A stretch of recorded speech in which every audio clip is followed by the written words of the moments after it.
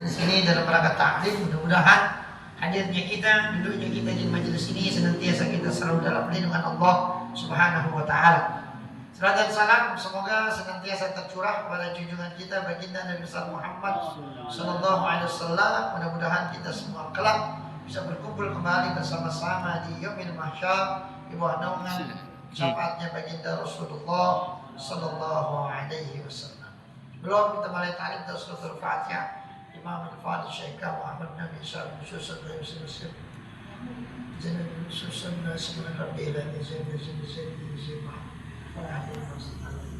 إلى حضرة النبي المصطفى محمد صلى الله عليه وسلم. الفاتحة. أعوذ بالله.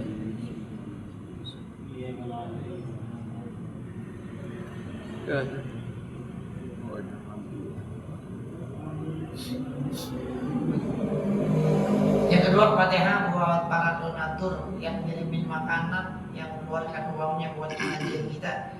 Mudah-mudahan mereka semua selalu diberkahi Allah Subhanahu wa taala, dimudahkan segala urusan-urusannya, dikabulkan hajat-hajatnya. Tiljiniyah ila hadratin Nabi. Al-Fatihah. A'udzu billahi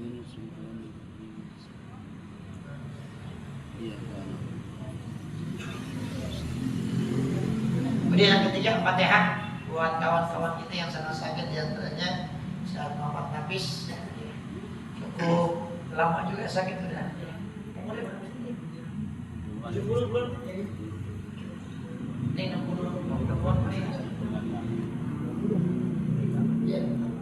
Doain mudah-mudahan beliau disembuhkan oleh Allah, diangkat penyakit oleh Allah Subhanahu wa taala, kembali bisa berkumpul bersama-sama kita di majelis ini, dan juga kita doakan seluruh jamaah kita yang sedang sakit atau yang saat ini lagi sakit mungkin tetapi tetap hadir di sini. Kita doain mudah-mudahan seluruh penyakitnya diangkat oleh Allah Subhanahu wa taala. Al-Fatihah bidayati syifa wa syafa'an yakin Muhammad Nabi syifa'an la hadratin Nabi. Al-Fatihah. A'udzu billahi.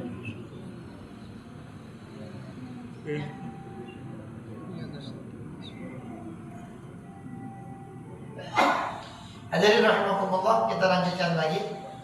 Jadi Ibrahim bin Adham itu pernah ngomong begitu, ya mukazzibu bakhilta bidunya ka'ala asdiqai.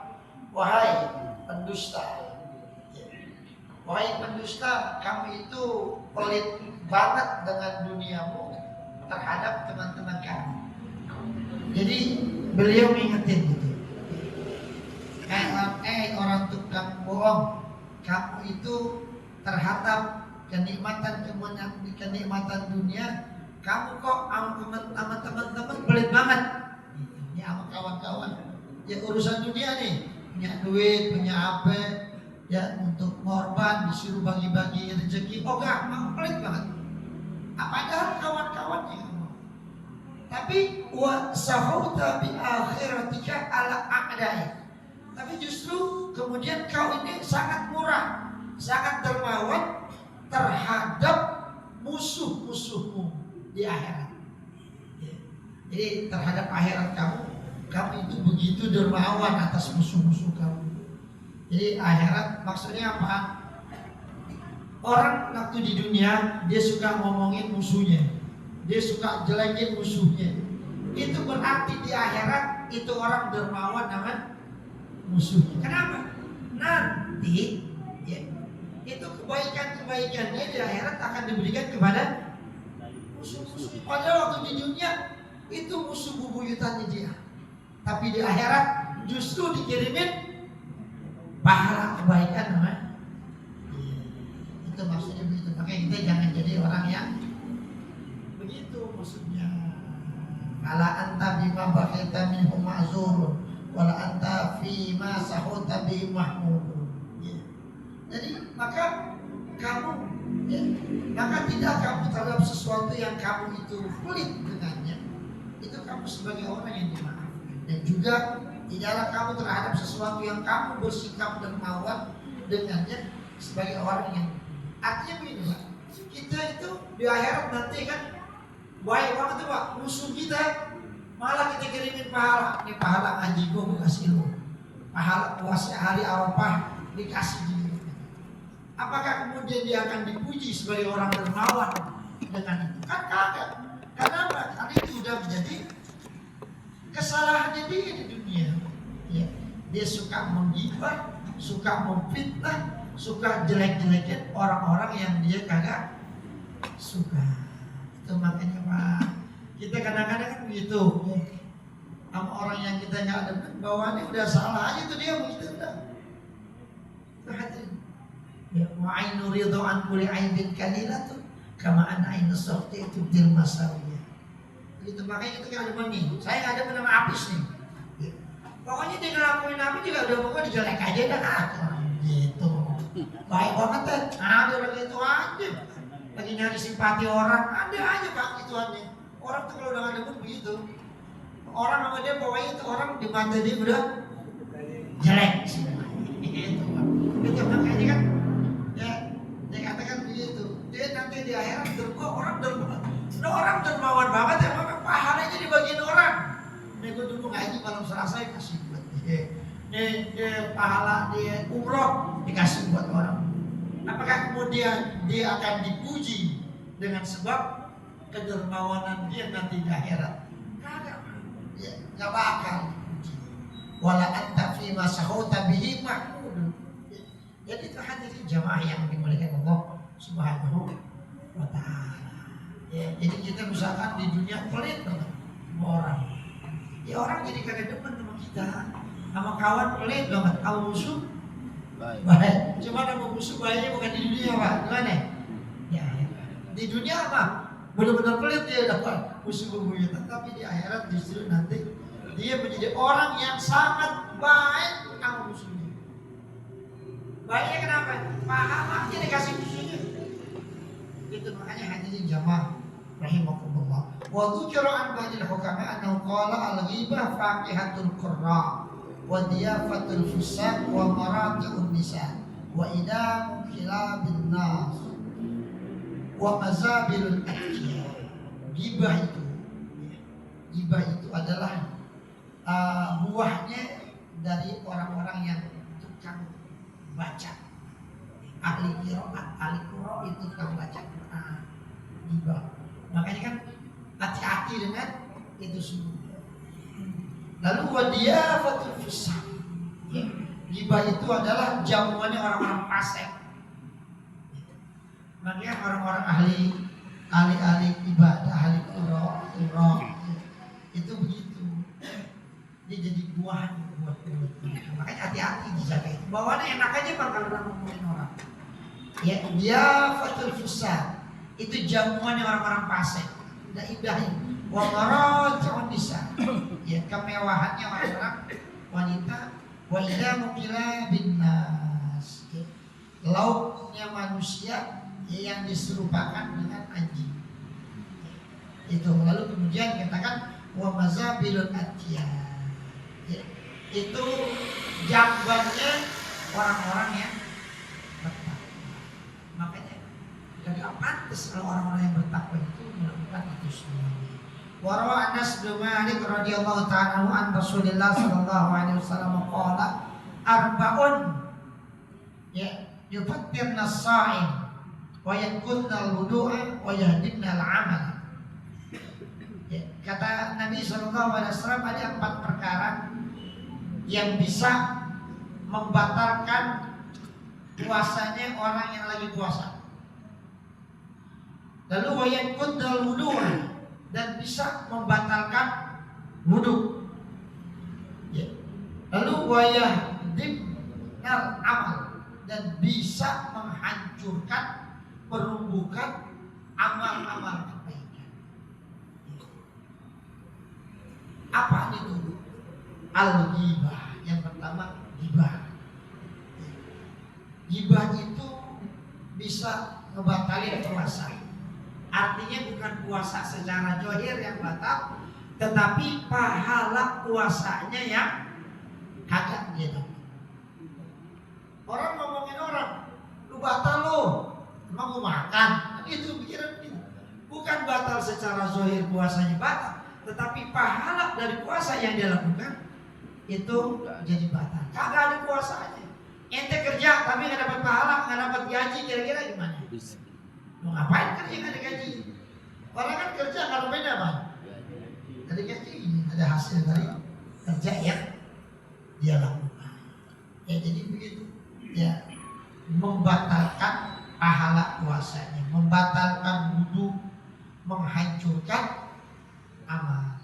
Gibah, ngomongin, menggunjing orang. Nah, ini kita gunjing orang itu nganggapnya dosa kecil loh kebanyakan. Ya. Tapi kan kalau yang kecil itu, kalaupun dia kecil, sebenarnya besar Pak. Masalahnya apa? Ya Allah Pak, berat urusannya di akhirat. Ya, makanya kan kita ini jangan merasa aman dengan perbuatan kita. Bisa jadi nanti ada perbuatan yang kita lakukan, yang nanti perbuatan yang kita lakukan itu menuntut amal soleh kita di akhirat. Ya. Naik motor, knalpotnya bersih, ya kan? Nah, motor tuh ada saringannya knalpotnya. Ini biasa motor R-Ranking. Dulu saya motor R-Ranking juga.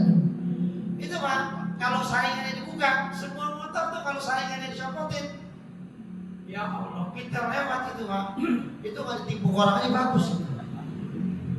Berisik banget motor di modif. Itu Bapak jangan mikir, itu nggak jadi dosa di akhirat. Udah sembahyang kagak, pelit, hormat motor suaranya nyaring banget. Habis ntar di akhirat sepanjang jalan orang nih. Wah di akhirat tuh gak bakal hilang Pak. Makanya amal sekolah tamutin, khayar makanya sudah zaratin akan dilihat. Kita lagi naik motor nih, tahu-tahu lewat lagi ngopi di jalan, tahu-tahu lewat motor. Wah, kita kira-kira itu nggak tuh? Marah nggak itu? Kadang-kadang keluar rumah tuh sumpahin dia tabrakan. Yang nyumpahin kalau banyak, itu kan orang yang dizolimi dengan suara motornya yang bising dan lain sebagainya. Itu Pak, jadi jangan dipikir enak-enakan aja tuh bawa motor begitu-begitu. Orang lagi lewat, suara garing banget, ganggu orang dan lain sebagainya. Makanya kalau bisa tuh tiap-tiap gang SK gang MHT motor dengan suara bising dilarang lewat jalan ini, mengganggu knalpot Anda, mengganggu telinga kami. Dalam kurung silakan matikan motor Anda, tuntut jalan kaki. Kalau lewat jangan. Itu Pak, lewatin pasang yang gede. Nah, motor berisik gaji juga banyak. Ditambah lagi yang bikin gaji juga lagi gede-gede banget. Jadi jangan apa ya, jadi jangan pikir aman-aman aja Pak. Ya, kita punya rumah, ya genteng tuh, ya, ke jalanan. Nah orang emang di jalan udah minggir-minggir Pak, biar kagak basah. Tadinya kagak ada talang, emang habis tuh baju. Ya, nggak boleh buang air di jalanan. Harusnya di mana? Pakai talang, buang kemana? Bawah. Tuh. Jadi kita jangan merasa udah aman ya Pak. Motor di rumah udah ada 3, nggak kuat parkir di dalam, parkir di jalanan. Akhirnya motor hilang. Jalan depan itu gembok, nggak boleh lewat. Nah motor lo yang hilang, jalanan dan jadi tutup. Nah salah sendiri ngapa motor parkir di jalanan. Iya motornya kebanyakan. Jadi yang urusannya dia. Orang jadi lewat, tukang bakso mau lewat, susah. Orang jual, akhirnya malam-malam ada orang sakit mau keluar, pintunya di gembok, nyari kunci sama RT-nya pulang kampung Pak. Wah, ada kayaknya kumuh. Iya lagi motor parkir di jalanan, sama aja lo paling-paling. Pertama begitu, kedua macet jalanan. Itu kan bukan tanah dia. Ya, ini orang Bojong Pak, saya lagi ngomongin orang Bojong nih Pak. Itu jalanan bukan punya dia Pak, punya pemerintah. Ini kan jalanan sekarang ditutup-tutupin pakai beton. Tujuannya apa? Biar lebih lebar. Jadi kalau motor lewat 2 Pak, dengan pun nanti ya. Pak berjejer Pak. Nanam di dalam rumah bro, nih udah ditaruh ini biar orang pada lewat. Ini kan got ditutup kan sama pemerintah. Di Bojong tuh kalau lewat banyak apa? Bojong, Citayam, orang gimana pada? Itu orang malah jadi susah dan lain sebagainya. Itu jangan dipikir Bapak aman-aman aja di akhirat. Masalah kalau ada yang lakukan itu hati-hati aja pokoknya. Makanya kalau yang melakukan seperti itu banyakin beramal. Entah kalau orang yang berdaya lewat gara-gara itu, ini siapa sih orang di sini jalanan jadi sempit, dimarkir di sini lagi, gitu kan. Akhirnya orang pada sama Pak bikin polisi tidur itu juga gaji-gajian. Bikin gaji-gajian gede banget dibikin. Astagfirullahaladzim. Ya nggak gitu-gitu juga kali. Ya kalau bikin juga landai-landai aja dah, gitu. Sekedar buat nahan orang biar kagak kenceng-kenceng. Mau bikin gajian Pak, kotak kayak baju batak. Coba aja Bapak nyalain baju tuh. Kalau nggak turun berok gitu Pak, urut pulang itu. Sakit motor, bau tiba dicopot dan lain sebagainya dan lain sebagainya. Pokoknya begitu ya. Jadi hal-hal kayak gitu tuh ya jangan anggap bermasalah. Ya saya udah ingetin ya. Tadi sono jangan ngomongnya begitu. Ustadznya kagak bilang katanya. Kalau bilang saya pindahin motor saya nggak parkir di situ. Gitu. Pohonan pot saya taruh dalam, nggak saya taruh jalanan. Nah pot ditaruh jalanan. Di bojong banyak ya, saya mana ada bojong tuh Pak? Kalau ya potmu ini, ngapa nggak nanam di dalam? Kenapa nggak naruh pot di dalam rumahnya aja gitu? Ini pakai rumahnya, dalamnya gitu, ini jangan di luarnya. Bukan hanya dia. Orang bojong nggak boleh begitu ya saya bilang. Kayak ngaji banyak kan? Sholat. Ada orang bojong di sini? Banyak.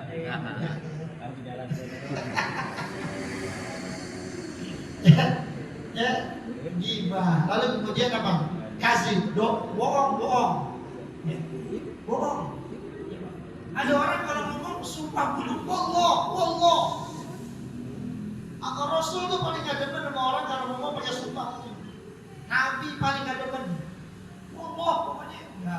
Itu orang Arab kebanyakan begitu Pak. Itu sebenarnya kalau ke Arab kan, wallah. Dan cuma ngomong begitu doang pakai wallah segala. Biasa aja kali. Lu juga percaya, lu gak pakai Allah juga kan bahasa. Ini aja dijawab.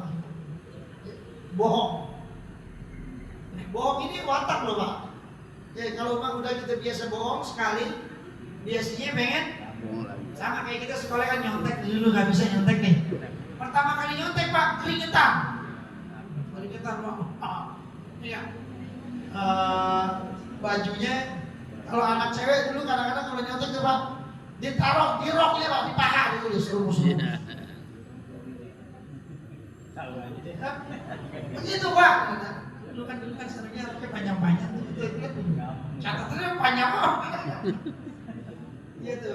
Kalau orang-orang kadang-kadang ada yang di tangan, macam-macam ya bisa. Lu di mana bisa nyontek? Ya begitu. Kalau yang belum biasa Pak, itu waduh, guru yang udah keringetan nih. Mau ngeluarin bingung, takut ketahuan. Tapi kan yang udah biasa Pak, jago. Itu dari ke belakang. Kadang-kadang mejanya udah ditulis-tulis tuh rumus-rumus.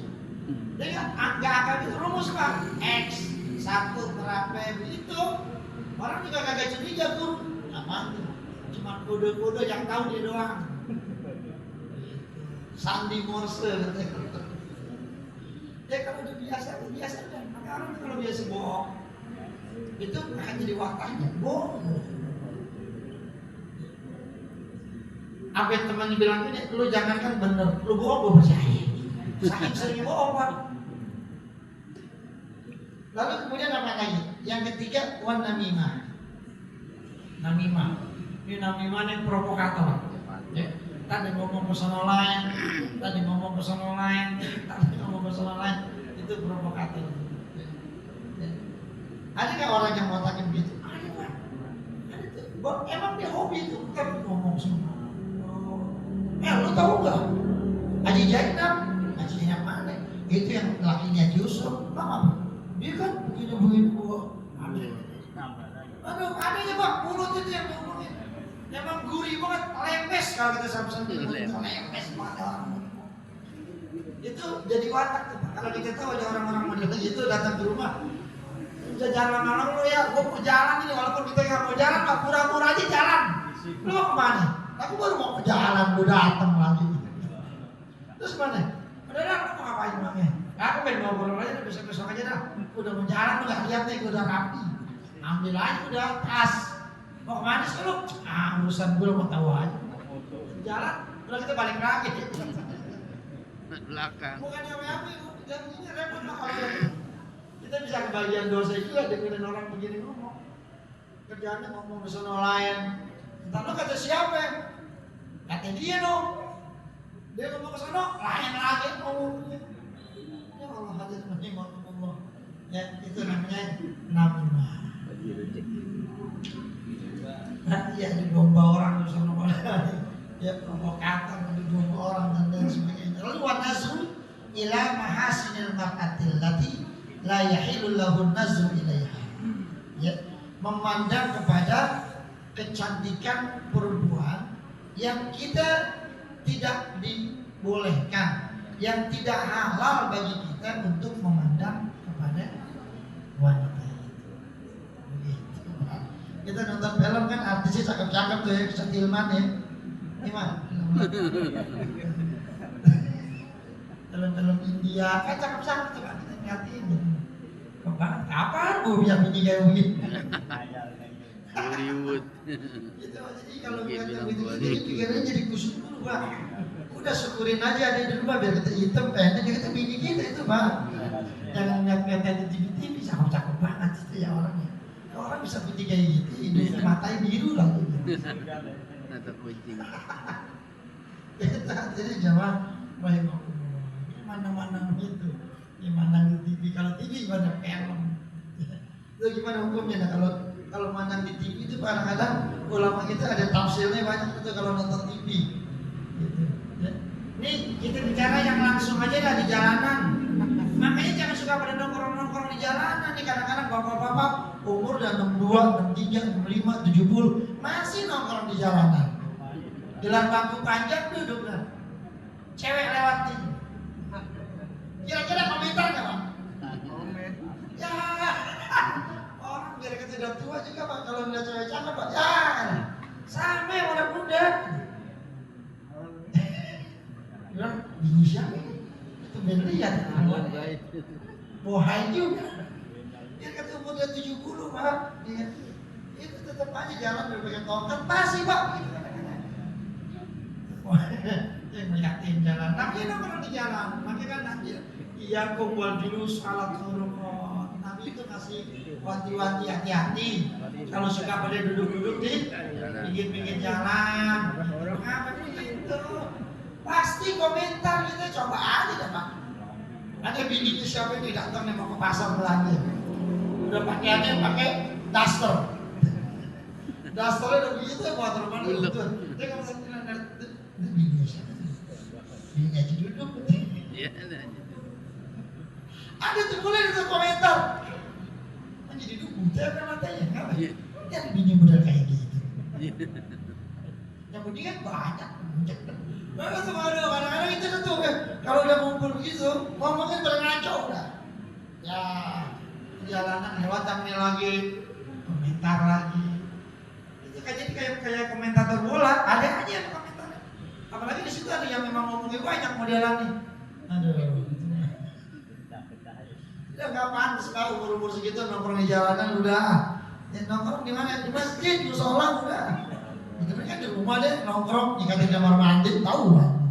Bersih. Manfaat nongkrong di jalanan. Bapak lu mana sih? Nongkrong lagi nongkrong di jalanan. Bapak lu lagi umur 65 boleh.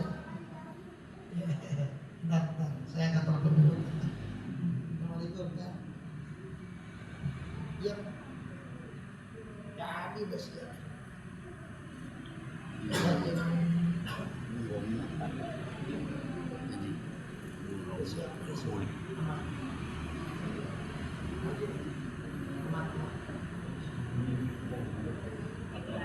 Ya siap. Ya. Ya apa Allah. Sendiri begitu datangnya. Jam 9.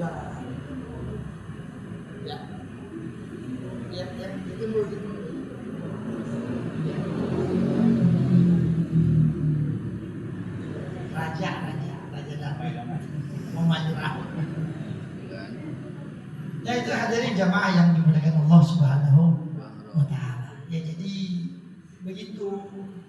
Kadang-kadang tuh kalau udah kumpul ketemu sama teman-teman yang gitu-gitu Pak,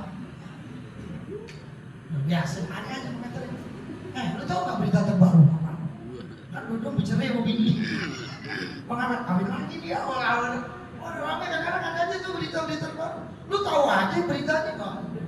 Emang mulutnya lemes tahu aja. Itu. Ya jadi memandang kepada wanita yang tidak halal untuk kita. Emang cakep Pak. Oh, bahasa ini. Kita kan mengagumi ciptaan Allah. Kan kita disuruh itu. Ya tapi jangan begini Pak. Mengagumi dong alam, laut, gunung. Bukan yang berbuah.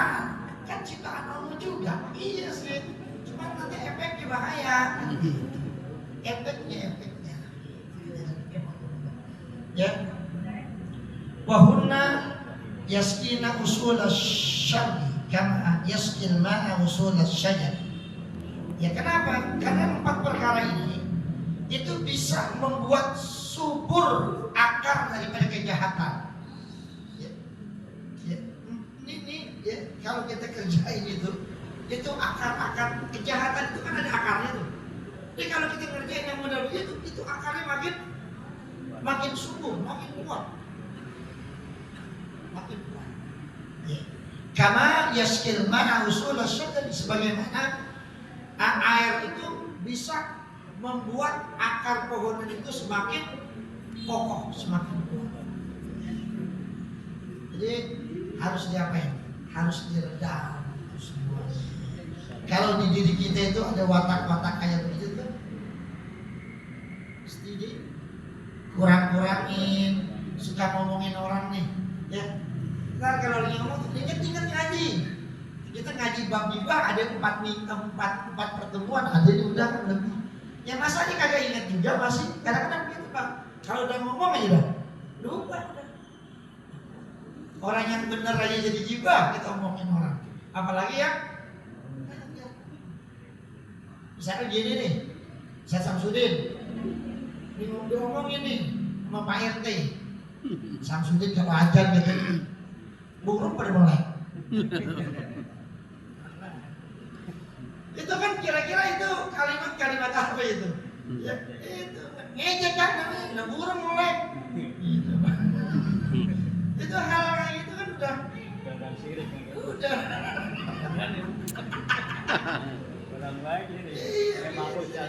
Itu ngomong mulut begitu tuh kadang-kadang. Itu kalau kita nggak tahan loh, itu bawaannya apa? Udah pengen keluar aja. Apalagi yang modelnya mulutnya lemes, bawaannya demen banget kalau nyinggung-nyinggung orang. Tetangganya baru beli kulkas. Pak, ini alamatnya Pak RT di mana ya? Ini rumahnya nih. Kenapa Pak? Kepo banget nanyain mau ngapain? Ini Pak RT habis beli pesen kulkas nih.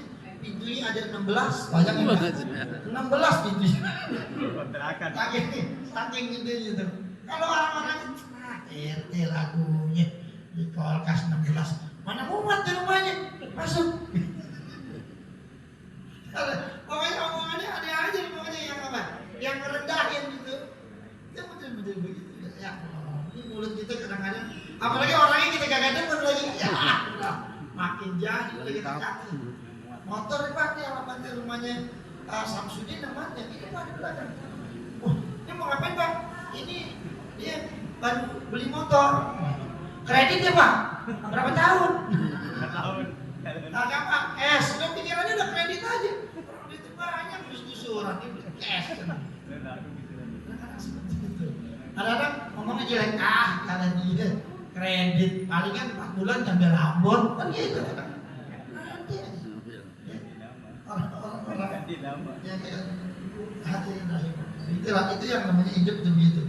Tapi kalau kami itu Pak, gak enak hidup Pak. Hidup misalkan kita hidup di dunia kayak di surga, di orang bener-bener banget Pak.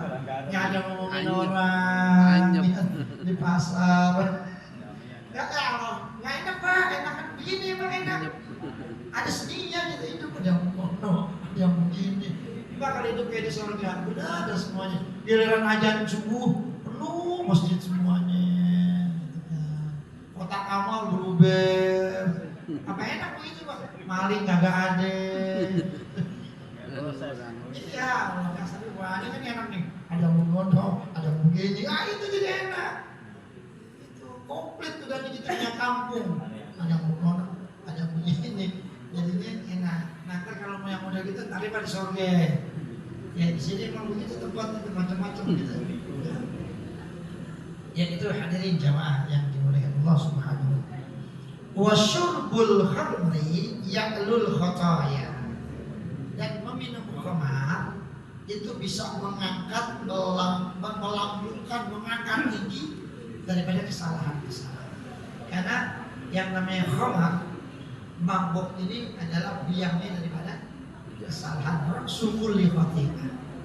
Makanya hadirin jamaah yang dimuliakan Allah Subhanahu wa taala, seperti itu. Ya, kita itu disuruh perhatiin hal-hal ini. Jangan sampai kita kebablasan, kelewatan, ngerjain ini. Ya, perlu diikuti terus Pak. Kadang-kadang saya aja masih begitu Pak, ingetan lagi ngomongin orang lagi, gue kena jajanin dia, nih begitu Pak jadinya. Menjajanin dah, gitu. Bisa jajan minta ya udah. Man, jajannya man, jalan mana? Kita jalan-jalan makan, sholat dia. Tas man, maafin gua kemarin gua ngomongin dulu nih begini-begini. Ah, apa-apa saat gitu. Yang penting bungkus mau pulang gua. Gitu. Mau nggak mau nah, kita kan minta redonya dia. Makan di situ lain, bungkus lain. Kita kata lagi, nyesel banget ngajak. Ya daripada sekarang bapak saya tanya, bapak mau di dunia beda akhirat diambil sama lu. Kita masih bisa cari lagi. Kalau di akhir mau cari kemana lagi, kita udah mati. Itu Pak, udah kita jajanin dia biar baik dah. Ya lu redoin dulu dah ya. Soalnya gue salah ngomong aja gitu. Terus sekarang lu mau makan sepuasnya kan gue yang bayar. Gitu. Bungkusnya buat anak ini juga. Bungkus sudah ke bapak juga. Makanya ini kan bungkus lu 4 kali ngomongin gue, lu masih redoin pokoknya. 4 bungkus buat anak ini kan. Jadi jamaah yang dimuliakan Allah Subhanahu wa taala. Makanya seperti itu. Qala Ka'ab bin Ahbar, berkata Ka'bul Ahbar, qara'tu fi kutubil anbiya alaihissalam. Kata Ka'ab bin Ahbar, aku membaca di dalam kitab para nabi alaihissalam. Bunyinya begini. Anna man mata ta'iban minal ghibah kana akhiru man yadkhulul jannah. Sesungguhnya siapa orang yang bertaubat dari ghibah, maka dia adalah orang yang terakhir kali masuk surga. Kalau masuk surga, ya, terakhir Pak. Ya, dia ghibah tapi udah taubat, itu masuk surganya paling terakhir. Wa man mata musarran 'alaiha, dan siapa orang yang meninggal masih ngerjain itu, masih aja kerjanya gibah, ngomongin orang lah, apalah dan sebagainya. Karena awwalan man yadkhulul jannah, maka dia adalah orang yang pertama kali akan masuk ke dalam. Jadi yang lain duluan masuk, dia duluan masuk. Nah kalau masuk duluan kan paling lama Pak. Nah yang lain belum pada masuk, dia udah masuk duluan. Kalau haji kan enak, yang berangkat duluan, pulangnya duluan. Nah kalau masuk neraka udah masuk duluan, keluar kapan? Tergantung dosa. Itu hadirin jamaah rahimah. Itu hadirin jamaah yang dimuliakan Allah, dan nanti kita lanjutin lagi. Hadirin, nanti di Mujahidin itu biasa kalau Senin pertama di awal bulan itu ada pengajian khutmul Quran. Nah tahun ini yang hari ini nih udah pengajian yang ke 45 ya kok, yang keempat. Jadi saya bikin udah 45 bulan bikin, udah berapa tahun nanti berarti. Kalau setahun 12 bulan, kalau 45 itu mungkin sekitar 4 tahunan kurang lebih. Dan kebetulan berbarengan dengan pengajian Fahmi Tamami Aswaja Jakarta Selatan. Makanya tadi Bang Haji Umayyad Rahman saya itu berusaha. Dia mau datang, cuma minta bangku kecil, gitu ya, jangan yang kecil, yang udah kita kasih. Jadi kalau sama ada yang mau hadir, jadi acaranya baca Quran sejus. Di sini udah ikut banyak tuh.